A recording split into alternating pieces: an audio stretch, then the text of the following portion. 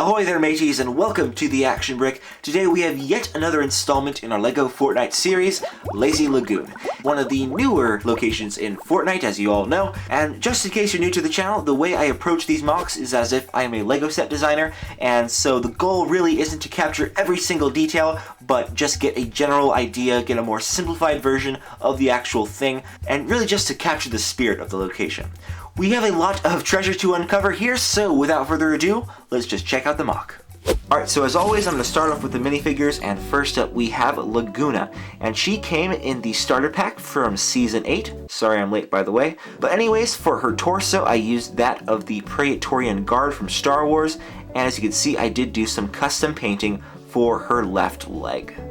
Up next, we have the greatest minifigure of all time. You may not have heard of him, but you've definitely tasted him. This is Peely, folks, aka the Banana Dude. And if you want to make this minifigure yourself, all you need is the Banana Suit guy from Collectible Minifigures Series 16 and the LEGO Movie 2 set 70841 Benny's Space Squad. Good set, by the way. Basically, you need both of those things, and you can make your own Peely minifigure. Oh. Rest in peace, Peely. We won't forget you, and I may not eat another banana ever again. And to go with our two minifigures, we have two axes. On the left, we have the director's cut, and on the right, we have the Peely pick. By the way, it is beyond me why they chose not to call this the banana split. I mean, they had the opportunity to do something so great, and I am so disappointed. Moving on to the gliders, we have the Milana, which was released a few weeks ago as part of the Endgame event. And weirdly enough, it actually isn't in the movie Avengers Endgame. The ship that they use is the Benatar, which is the Guardians of the Galaxy's later ship after their Milana gets destroyed. But whatever, it's a nerdy nitpick. But anyways, that is the Milano. For our next glider, we have the Laser Chomp, because let's be honest, nothing beats a shark with a frickin' laser beam attached to its head. Now, one of the major challenges when designing this glider was maintaining a relatively consistent color palette. In this case, I chose to make the shark sand blue, which is actually a pretty rare color. And actually, this isn't the last glider. I do have a bonus one that I can't wait to show you guys. So, drum roll, please. And here it is, folks, the legendary Palm Leaf. Let me just zoom in here real quick. And yeah, so the design of this is pretty simple. You can see that I've used these relatively new LEGO leaf pieces, and if you wanted to, you could actually double this as the Relax Axe. So yeah, 2 in 1. Now before I show you the guns, I have made two of Fortnite's explosive utilities. On the left we have the Shadow Bomb, and on the right we have the Clinger. And yes, I did use a Harry Potter wand for the Clinger. Now some of the weapons that you're going to see in this video are brick built, but other ones are already existing pieces that you can find in the official LEGO archives, if you will. And such is the case here. On the left we have the flintlock pistol, and on the right we have the boom bow. And here we have the brick-built guns, firstly the infantry assault rifle and the scoped revolver, and finally we have the suppressed sniper rifle. Up next we have the poison dart trap, and thanks to those 4 golden studs on it, you can position your own little darts on there. And for the last of the smaller builds, we have the supply drop, which you'll actually see again in my Fortnite brick film coming out soon-ish, I hope. Alright, now let's move on to the actual village, and our first build here is the dock.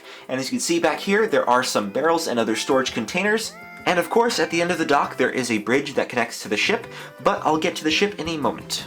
We also have not one, but 2 palm trees to give this MOC some more color. Here's our first building, the Watchtower, or at least half of a watchtower. The interior consists of a fancy chair, a bookshelf, and a table with a globe on it. Moving up, we have 2 smaller rooms with a bed and a golden chest. Up next, we have this little shack, which is officially called the Food Market. Hanging up top, we have some fish. Back against the wall, we have a chain of sausage links. In the corner right here, we have a turkey leg and a chicken hanging from that pole over there. And on the floor, we unfortunately have some bananas. I would not eat those.